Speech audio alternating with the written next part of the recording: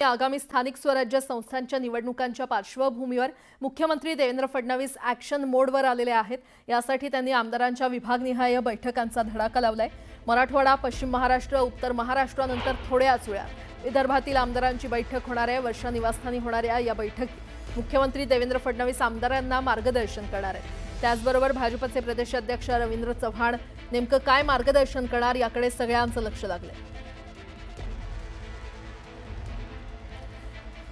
अतिशय मोठी बातमी आपण पाहतोय। आगामी स्थानिक स्वराज्य संस्थांच्या निवडणुकांच्या पार्श्वभूमीवर मुख्यमंत्री देवेंद्र फडणवीस हे ॲक्शन मोडवर आता आलेले आहेत। यासाठी त्यांनी आमदारांच्या विभागनिहाय बैठकांचा धडाका लावलाय। मराठवाडा, पश्चिम महाराष्ट्र आणि उत्तर महाराष्ट्रानंतर अगदी थोड्याच वेळात आता विदर्भातील आमदारांची देखील बैठक होणार आहे। वर्षा निवासस्थानी होणाऱ्या या बैठकीत मुख्यमंत्री देवेंद्र फडणवीस आमदारांना मार्गदर्शन करणार आहेत। या संदर्भात अधिक माहिती देत आहेत आमच्या प्रतिनिधी सुस्मिता भदाणे पाटील आपल्यासोबत जोडल्या गेलेल्या आहेत। सुस्मिता, खरं तर आपण बघतोय की संपूर्ण महाराष्ट्राचा आढावा घेण्याचा निर्णय राज्याचे मुख्यमंत्री आणि भाजपचे प्रमुख नेते म्हणून देवेंद्र फडणवीस यांनी सुरू केलेला आहे। या पद्धतीनं स्थानिक स्वराज्य संस्थांच्या निवडणुकांचा आढावा घेतला जातो।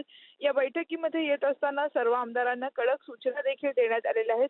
पीए किंवा सहाय्यक कोणीही आपल्यासोबत आणू नये अशा पद्धतीच्या सूचना दिलेल्या आहेत। फक्त आमदार आणि भाजपचे प्रमुख नेते मंडळी या बैठकीमध्ये असणार आहे, ज्यामध्ये रवींद्र चव्हाण असतील, चंद्रशेखर बावनकुळे असेल अशा प्रमुख नेत्यांचा समावेश असणार आहे। स्थानिक समीकरण समजून घेत असण्यासाठी या अशा पद्धतीच्या बैठका घेतल्या जात आहेत। ज्या ज्या ठिकाणी भाजपचे विद्यमान आमदार आहेत आणि ज्या ज्या ठिकाणी मागच्या काही निवडणुकांमध्ये मतदानाचा टक्का खालावलेला आहे अशा सर्व बाबी लक्षात घेऊन या बैठकांमध्ये चर्चा केली जाईल।